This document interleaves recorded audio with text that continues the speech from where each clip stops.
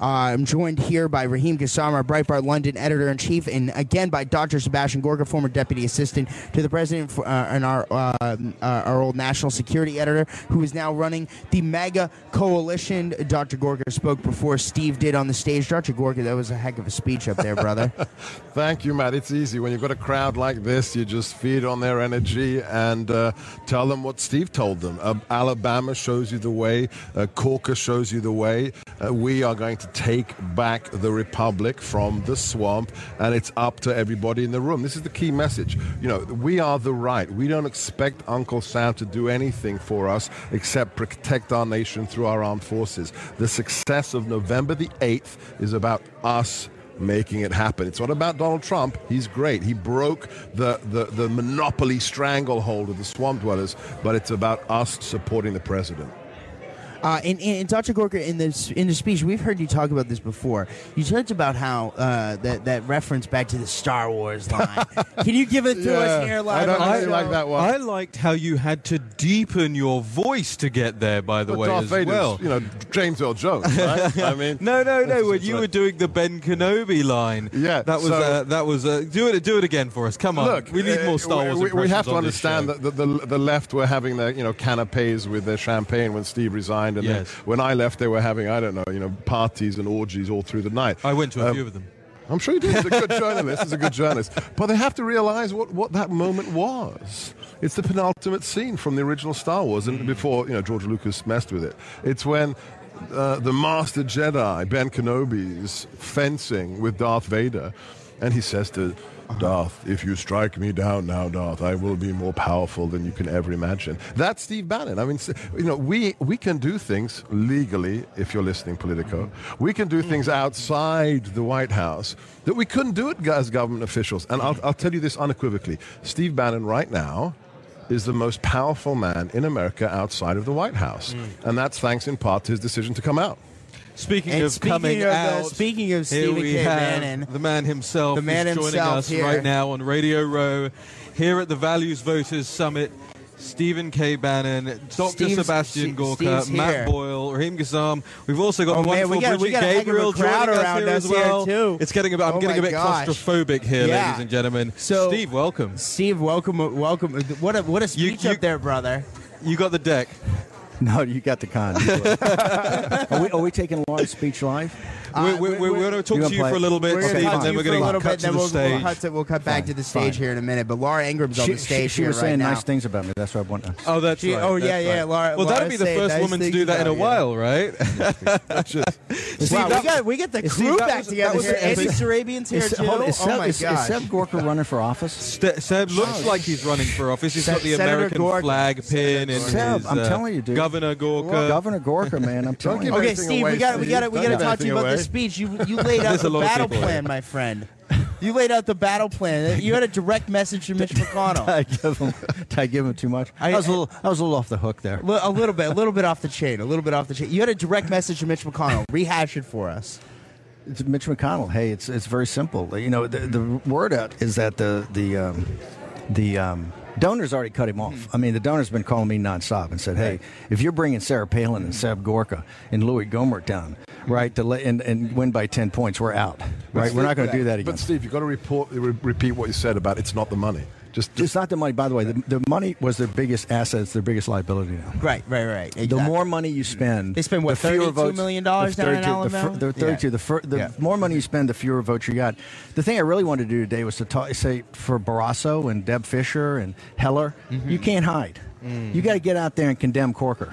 Right? You got to get out there and condemn Corker. It's no longer good enough. And they can't just do a statement from a spokesman.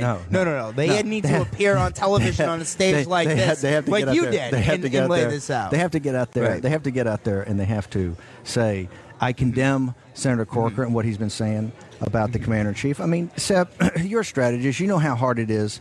You know how he's putting you on the spot. Seb. We're all standing up now. You know how hard it is.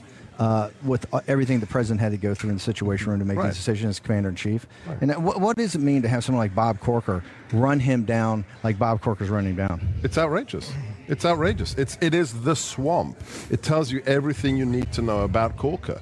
It tells you why the people in Alabama won. because they reject that attitude. For me, it's this 30 years of people being elected into office and then coming to the swamp and saying, I'm smarter than the people who elected me, so I don't care about your promises. That's Bob Corker. He thinks he's smarter than the people he represents, and that's why he knew he can't run again. Steve, you mentioned on stage the Southern Poverty Law Center a couple of times, and you really went on a tear about them there as well. You mentioned economic hate crimes. You mentioned that these guys, they're not paying attention to what's going on to man on the street in the USA. And you also said, we're coming for them, right? They said that you don't have... How do you come for the SPLC? It seems like it's such an organization that's defended by billions and billions I think you of have to go dollars. after the foundations. I think you have to go after the corporatists that are writing big checks for them, right? These corporations and foundations have allowed these economic hate crimes against working men and women, people in the United States. What is an economic hate crime? Economic hate crime is the trade deals. Trade deals that take jobs that ship the factories from Ohio in Wisconsin and Michigan and ship those factories to Asia.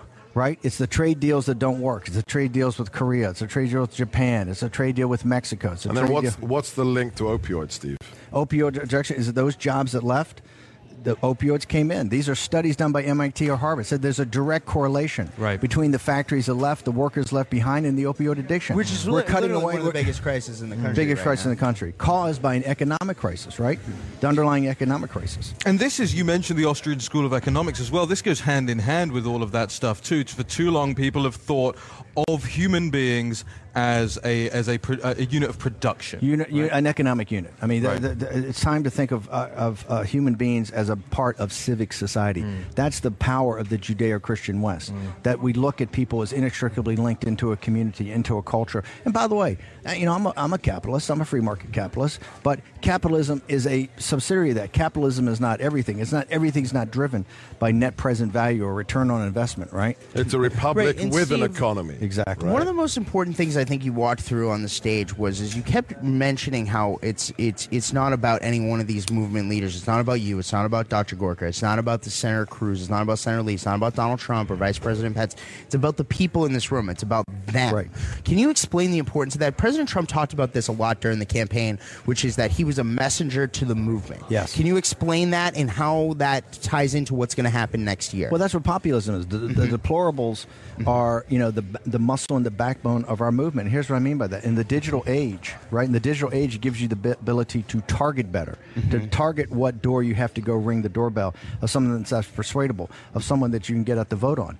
The analog, that's where you have to have authentic candidates. In the analog part, you have to have great ideas, which we have.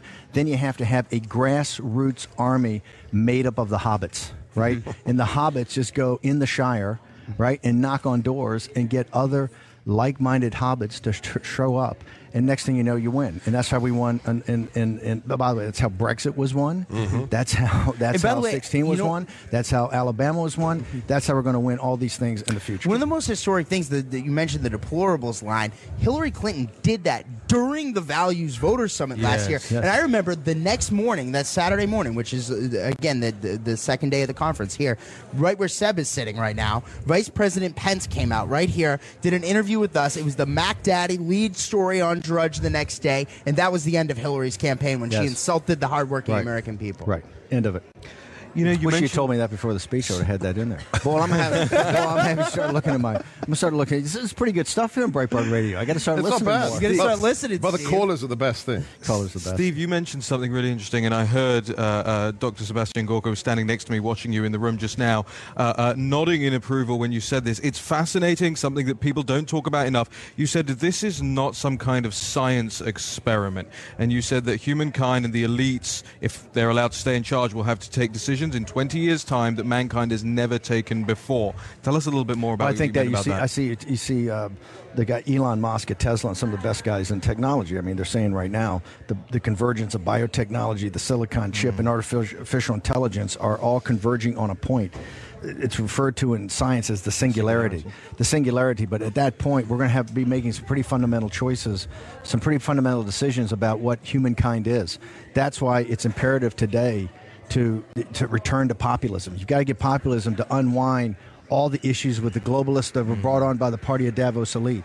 But downrange, you have to get populism working today because we have these issues that if a technocratic, scientific elite that is what runs us today, runs the world today, continues to run us, you're going to have some decisions that are not along the lines of the taproot of the Judeo-Christian West. But the important point here is that it's not a technical challenge. That's what Steve's talking about. It's not an engineering challenge. It's a moral challenge more than it's a technical challenge. So this is the key issue here, that you can't.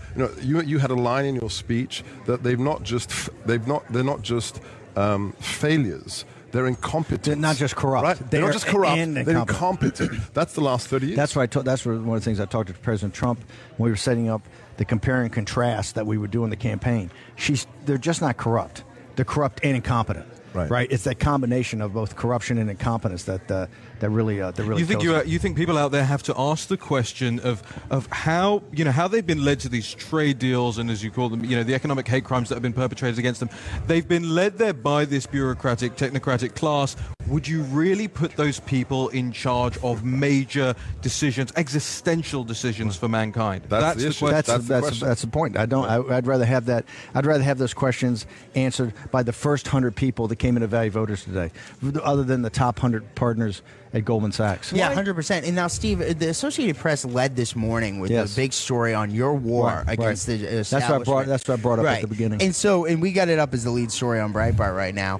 Thanks for putting a good photo. I got to talk to the photo editor. Yeah, you got to talk to the photo editor. Steve, I'm very touchy. I'm very touchy about that. When I got guys I'm competing against, like Seb Gorka, when I'm competing against Seb Gorka. Such a diva. Wow. Oh man, we'll have to get a selected photo thing. So, Steve, I get it seems like there's an emerging slate of candidates, of really extraordinary individuals around the country that's coming together, whether it be guys that are going to challenge incumbent Republicans or run in these open races against Democrats and so on and so forth, whether it be Marsha Blackburn in Tennessee or Josh Mandel in Ohio or Chris McDaniel down in Mississippi. It really seems like, there's an amazing group of people coming together next year. What's your sense of the energy that's emerging across amazing. the country? I mean, I see across Mississippi, whether it's in Wyoming, whether it's in Missouri, whether it's in Arizona, you're seeing it right now. West Virginia, you're seeing great candidates. I mean, this is not 2010 where we're just going to have these kind of candidates show up. These people are very vetted.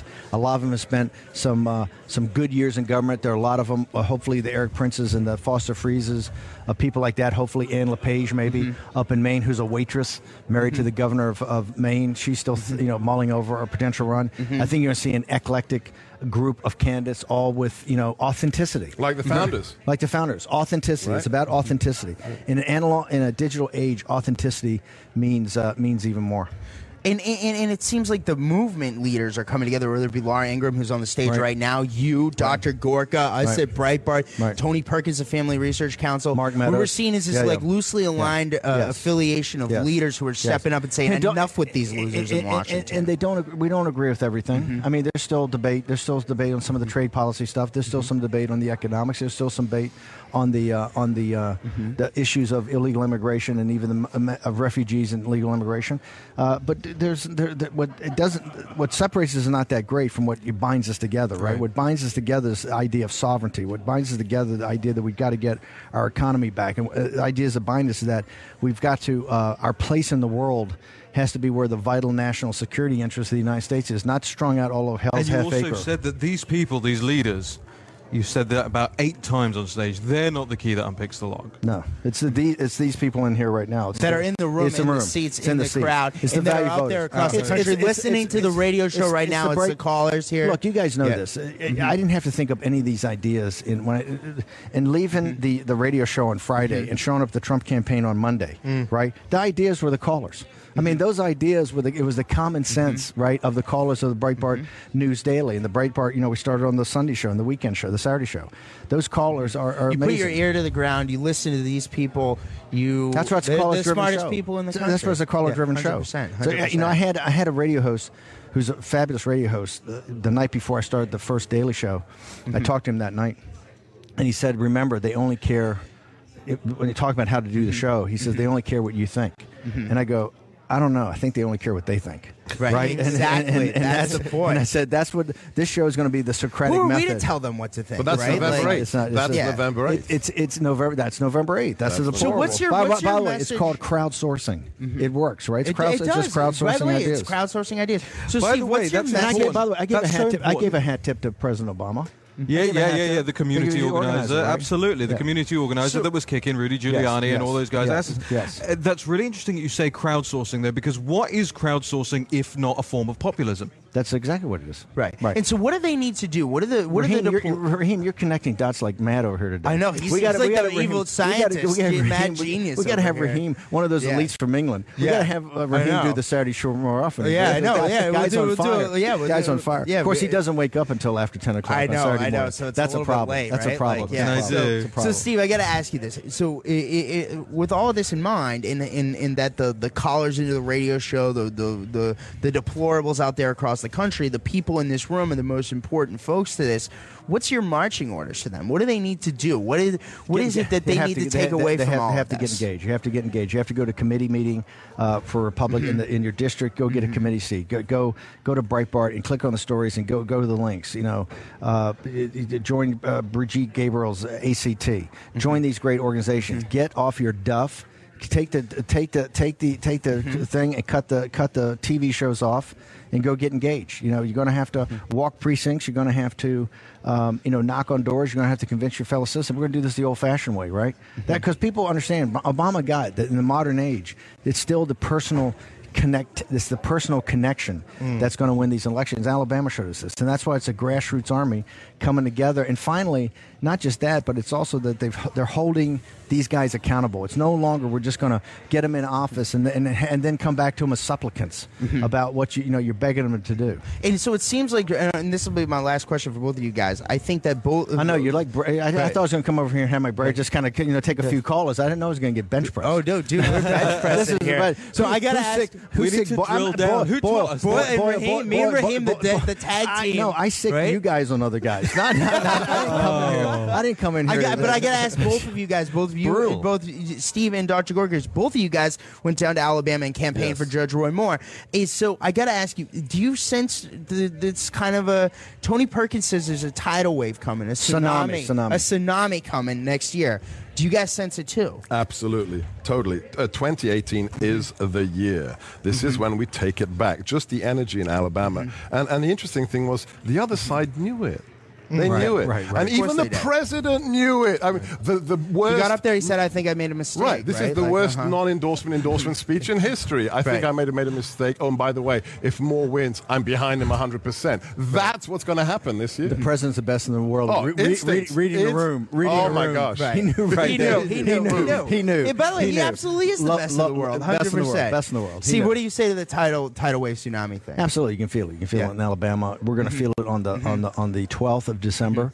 When Judge Moore wins, and you're going to see it. You already see it. People are more fired up than I've ever seen them. People are more engaged than I've ever seen them. Because here's why: people understand you can win, right? You can win, and not just win, but you can win and hold them accountable. So it's a